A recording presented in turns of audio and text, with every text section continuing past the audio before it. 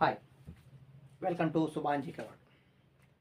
వైస్రాయల్ అయితే భారతదేశ చివరి గవర్నర్ జనరల్ మరియు భారత మొదటి వైస్రాయ్ ఎవరంటే lord Canning. Very very important అమ్మా, లార్డ్ కానింగ్. ఈయన యొక్క కాలం 1856 1862 అమ్మా.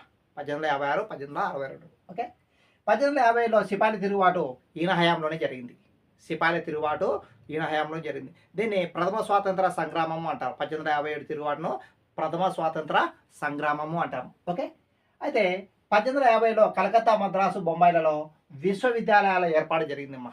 విశ్వవిద్యాలయాల ఏర్పాటు జరిగింది ఈ మూడు ప్రాంతాలలో. ఓకే, ఇక 1858 భారత ప్రభుత్వ చట్టం ద్వారా ఈయన వైస్రాయిగా మారాడు.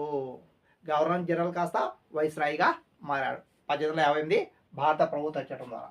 ఇక 1858 నవంబర్ 1న విక్టోరియా మహారాణి ప్రకటన అలహాబాద్లో ప్రకటించాడమ్మా. అలహాబాదు యూపీలో ఈయన ప్రకటించాడు. ఓకే, ఇక 1859లో రాజ్య సంక్రమణ సిద్ధాంతాన్ని రద్దు చేశాడు. రాజ్య సంక్రమణ సిద్ధాంతం ప్రవేశపెట్టింది డల్హౌసీ. ఈయన రద్దు చేశాడమ్మా. ఎవరు? Lord Canning. అలాగే 1859లో సిపిసి సివిల్ ప్రొసీజర్ కోడ్ చట్టం వచ్చింది. అలాగే 1860లో ఐపీసీ ఇండియన్ పీనల్ కోడ్ చట్టం వచ్చింది. నెక్స్ట్ 1861లో క్రిమినల్ ప్రొసీజర్ కోడ్ సిఆర్పిసి. ఈ మూడు చట్టాలు వెరీ వెరీ ఇంపార్టెంట్ అమ్మా. ఈయన హయాంలోనే వచ్చాయి, లార్డ్ కానింగ్ హయాంలో. అలాగే 1861 భారత శాసనాల చట్టం ద్వారా పోర్టు పోలియో వ్యవస్థను ఏర్పాటు చేశాడు. ఆయన ప్రవేశపెట్టాడు. పోర్టు పోలియో వ్యవస్థను ఏర్పాటు చేశాడు. అలాగే 1861లో ప్రస్తుత పోలీస్ వ్యవస్థకు ఆధారమైన చట్టం మనకు 1861లోనే వచ్చింది. ఓకే, అది కూడా గుర్తుపెట్టుకోండి, రిమెంబర్ దిస్ పాయింట్. 1861లో పోలీస్ వ్యవస్థ అనేది ఏర్పాటైంది.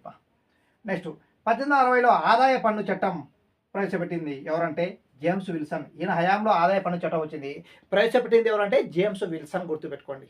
ఓకే, ఇక 1859లో బెంగాల్లో నీలిమందు విప్లవం వచ్చింది మా 1859-60లో. అలాగే బడ్జెట్ విధానంను ఈయననే ప్రవేశపెట్టాడు. లార్డ్ కానింగ్ ప్రవేశపెట్టాడు బడ్జెట్ విధానం.